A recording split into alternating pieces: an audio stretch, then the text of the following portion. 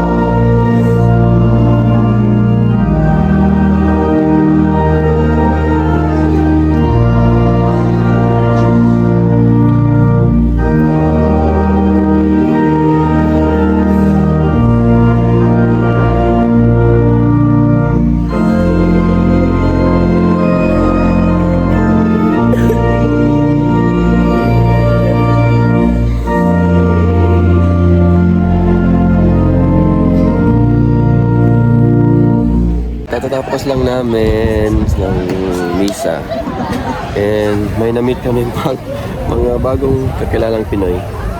Napauwi na kami kasi mag-prepare pa kami for Noche Buena. Sorry. Yan, mga mananimba dito.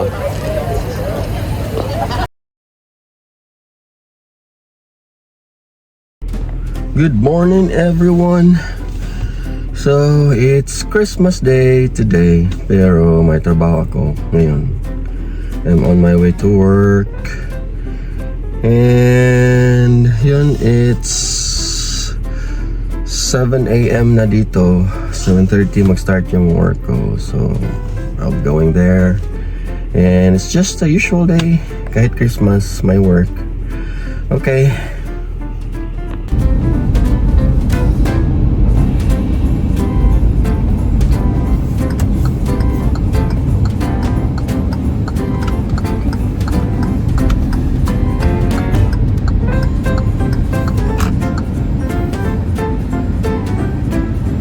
So nandito na ako sa gate na lab namin. Yung gate dito,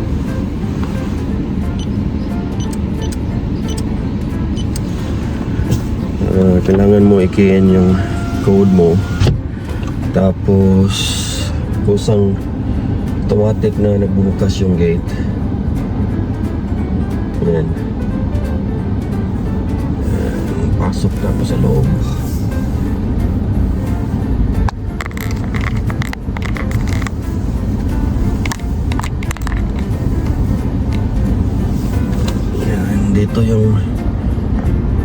Dito yung parking spot ko sa corner kasi dito ako magla-lunch mamaya, so mas magandang view dito. Okay, I'm on my way to work. So it's lunchtime, lunch break ko na. So kunin ko lang yung lunch ko na dinala ko, tapos iinitin ko sa microwave namin dito. And may microwave naman kasi yung break room namin. So yan ang bagong hospital na pinagtatrabahoan ko. Yan, nasa likod. Tapos yung previous hospital na pinagtatrabahoan ko, yun, yung malaki niyan, yung mataas na building na yan. Yan ang luma kung pinagtatrabahoan. At saka ito naman ang bago. Literally over the backroad lang in Tagalog. So across the street lang, magkaibang hospital, so across the street lang. So tapos yung parking area namin, may gated yung parking area namin. Tapos yung laboratory na pagtatrabahoan ko, iba na building. So yung hospital na yan. Tapos ito yung lab namin, isang first floor na, 2 floors na building. And then ito yung lunch ko. Iinitin ko muna sa microwave, tapos babalik din ako sa car. Doon ako magla-lunch. Okay. So yan, na-microwave ko na yung baon na lunch ko. Punta na ako sa sasakyan ko, doon ako mag-lunch kasi naman maganda rin ang view kaysa doon sa loob. So buong araw ka nandoon sa loob ng laboratory. Tapos gusto mo namang kahit 30 minutes lumabas din kasi ayoko ng buong araw doon. So dito ako kumakain sa sasakyan ko. Yan. Tapos yung view ko dito, yan ang view ko. Ito yung hospital namin. Tsaka yan. Doon sa kabila, bundok yan. Doon. Tapos dito din. So ngayon medyo maaliwalas ang panahon ngayon. Kahapon maulan. Kayon maaliwalas. Hindi ko alam kung anong temperature ngayon, pero hindi gaanong malamig. And papakita ko sa inyo yung lunch na dala ko. Okay, so na-prepare ko na yung pagkain ko. So binuksan ko lang ng konti yung kabilang bintana para parang nag-aircon na din kasi medyo maginaw din. So yung lunch ko, ito, may kanin at saka may dinuguan. So yung dinuguan namin, yun yung Noche Buena namin, isa sa mga Noche Buena namin. 3 lang kasi kami, tapos yung anak ko hindi kumakain yung mga ganon. So ako lang at saka yung misis ko ang kumain. Tapos marami pa ang leftovers, so yun lang dinala ko. So parang yung dito, parang pagtatrabaho dito, parang Pilipinas din. Parang mga Pinoy din sa Pilipinas na yung nagbabaon ng lunch. So dito din, ako nagbabaon ng lunch. Tapos yung misis ko din, pag nagluluto kami, nagbabaon ng lunch. Kasi iba pa rin yung pagkain sa atin kaysa pagkain dito. Pag paminsan-minsan, kumakain kami ng pagkain dito. Pero nung palagi na, hindi na masarap. So naghahanap ka pa rin ng mga pagkain na galing sa atin, mga menu ba yun, anong tawag nito, yung mga recipe na Pilipino. So kakain muna ako, then mag-vlog ako mamaya uli pagkatapos kong kumain. So yung break namin dito 30 minutes lang, kain ako tapos balik na din ako ng trabaho sa loob. So yan lang. Yung building na yun, yan lang laboratory namin. Tapos safe kasi naman dito kasi gated yung lab, yung parking area gated. So safe ako dito. Okay, so tapos na akong mag-lunch. Babalik na ako sa loob, sa lab, para tuloy yung trabaho ko until 4 PM today. Alright, see you later. So katatapos lang ng shift ko. Yun, it's already 4:30 PM dito sa Mississippi. And medyo makulimlim na. And yung drive ko papunta sa amin mga 8 minutes lang siguro. So malapit lang yung bahay namin dito. So yung gate namin dito sa lab, automatic siyang nag-o-open na. Hindi mo na kailangan lumabas ng sasakyan. So yan, nag-open na siya automatic. Pag may sensor yan, parang sa mga bahay din. Tapos yan, then I'm off. So yan, dito walang katao-tao kasi Pasko ngayon, kaya walang katao-tao. Yan ang lumang pinagtatrabahuan ko. Diyan ako nagtatrabaho. So nung few months ago. So pauwi na ako ng bahay. So yung pinagtatrabahuan ko ngayon, medyo mas malaki siya kaysa yung previous kong pinagtatrabahuan.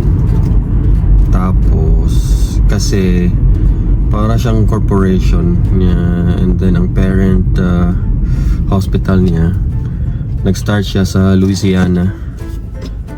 So sa south, more of sa south sila concentrated. Auctioner yung name, and then yung mga hospital na nagsa-struggle sa mga di ganong malaking mga cities, binibili nila. Kaya nang gagaya ng nagtatrabaho ka ngayon. Dati pangalan niyan Rush.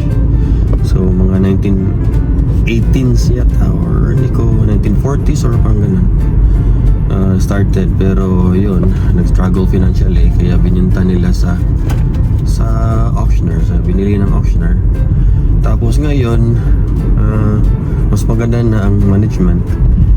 So itong Christmas na to, pangalawang Christmas na namin dito sa US.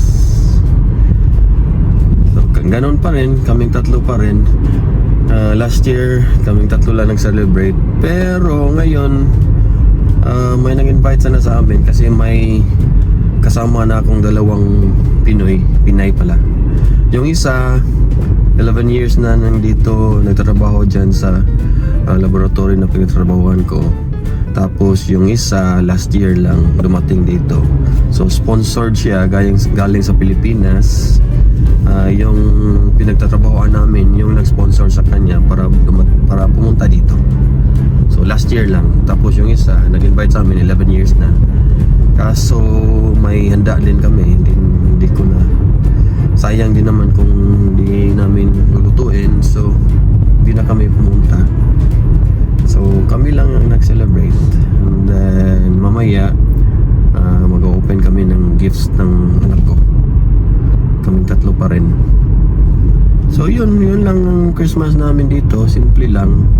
Hindi kagaya ng Christmas natin sa Pilipinas. Mas masaya talagang Christmas sa Pilipinas. Walang tatalo sa Christmas sa Pilipinas. Dito sa 24 and 25 lang, tapos wala na agad. Mas nagsi-celebrate pa sila sa Halloween, sa 4th of July, Thanksgiving, ganun kaysa Christmas. So sa atin ang pinaka engranding holiday sa atin yung Christmas, pero dito hindi. So simple lang Christmas dito, walang mga paputok. Yun lang. Ang iba nagtatrabaho, ang iba hindi naman. So yun. And next year baka hindi na kami dito magka-Christmas, baka may pamilya na kami na makakasama, iwan namin. Tingnan lang natin kung pero masaya naman.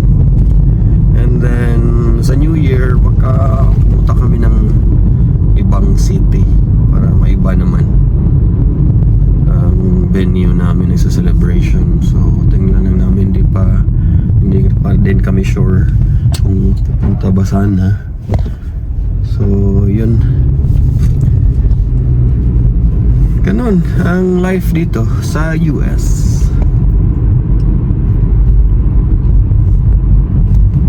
Bago ako umuwi, may bibilhin muna ako sa Walmart, sa neighborhood Walmart. So maliit na Walmart lang ito. Tapos uwi na ako tapos dito. Okay, kararating ko lang sa bahay. Yun. So yun lang ang vlog na ko ngayon, Christmas na may trabaho. And so yun lang muna, and until next time, thank you for watching. God bless you all and always stay safe.